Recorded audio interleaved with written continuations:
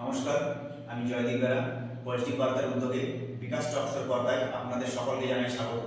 আজ আমি চলে এসেছি নয়গ্রাম গভর্নমেন্ট আইটিআই কলেজে। পেয়েছি একজন টিচারকে। তো স্যার, আপনার পরিচয়? নমস্কার, আমার নাম ঝন্টু মণ্ডল। আমি নয়গ্রাম গভর্নমেন্ট আইটিআই কলেজে স্টাফ রয়েছে। তো স্যার, এখানে এসে জানতে পারি যে এই কলেজের মাধ্যমে নার্সিং পড়ার একটা সুবর্ণ সুযোগ রয়েছে। তো এই যে নার্সিং পড়ার যে সুবর্ণ সুযোগ রয়েছে, নার্সিং যে পড়বে ছেলেমেয়েরা, নার্সিং পড়ার গুরুত্ব কী রয়েছে স্যার? আমি প্রথমে বলবো যে নার্সিং পড়া অবশ্যই গুরুত্বপূর্ণ রয়েছে।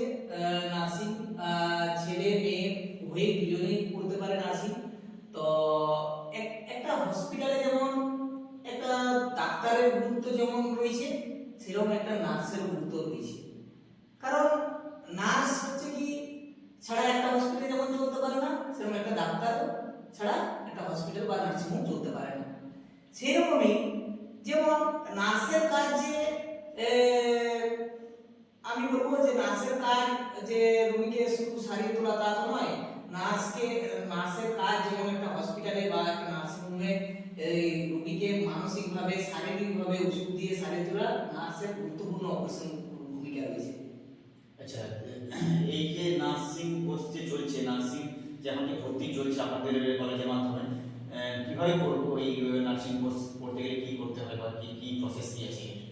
হ্যাঁ, নার্সিং পড়তে গেলে আপনার নার্সিং এর ক্ষেত্রে এই বছর একটা সরকার সুবর্ণ সুযোগ দিয়েছে, যেটা হচ্ছে কি উচ্চ মাধ্যমিকের পর কোনো এন্ট্রান্স এক্সাম না দেওয়ার পরও না দিলেও আমাদের জিএনএম এ ভর্তি হওয়া যাচ্ছে।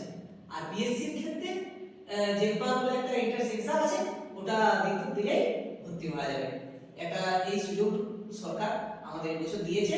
তো এই সুযোগ যদি দিয়েছে তো ভর্তি হতে চাইলে যোগাযোগ করতে পারেন আমাদের সাথে, তো আমরা ভর্তি করিয়ে দিতে পারবো।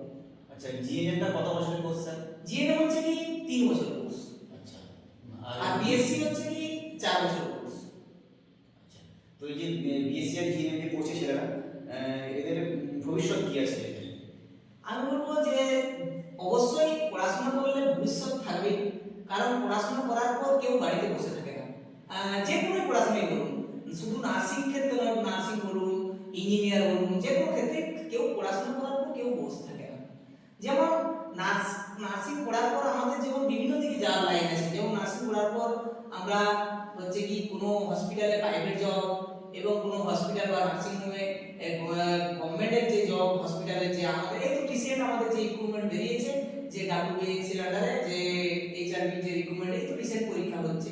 তো এই পরীক্ষাতে আমরা যারা হচ্ছে 3 বছরের জিএনএম বা বিএসসি যারা 4 বছর কমপ্লিট করেছে, তারা এই নার্সিং পরীক্ষায় অ্যাপ্লাই করেছে, তারাই বুঝতে পারবে। গভর্নমেন্টের রিক্রুটমেন্ট হয় এবং প্রাইভেটও আমরা ইন্টারভিউর মাধ্যমে রিক্রুটমেন্ট হয়।